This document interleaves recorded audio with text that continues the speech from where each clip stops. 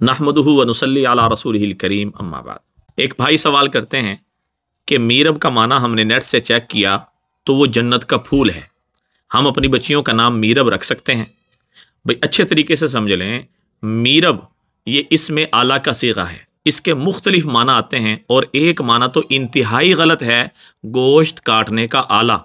तो इस माना के गलत होने की वजह से ये नाम ना रखा जाए। हाँ, अरीबा आप रख सकते हैं। अरीबा का मतलब बन जाएगा माहिर, होशियार, समझदार। अगर लड़की का रखना है तो अरीबा रख लें, और अगर लड़के का रखना चाहते हैं तो अरीब रख लें, आरिब भी रख सकते हैं। इसका माना भी होशियार, समझदार बन जाएगा।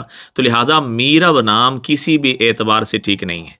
अगर आप कहें कि ये नाम ड्रामों की जीनत है, टीवी की जीनत है, नेट की जीनत है, बेशक है, लेकिन माना इसका जन्नत का फूल नहीं है, जन्नत का दरवाज़ा नहीं है। ये बेबुनियादी और ख़ुद साख्ता माना है। इस वजह से ये नाम हरगिज़ न रखें। अरीबा, अरीब, आरिब रख सकते हैं। दुआ में याद रखें, सदके जारी समझ के शेयर करें। अस्सलामु अलैकुम वरहमतुल्लाहि वबरकातुहू।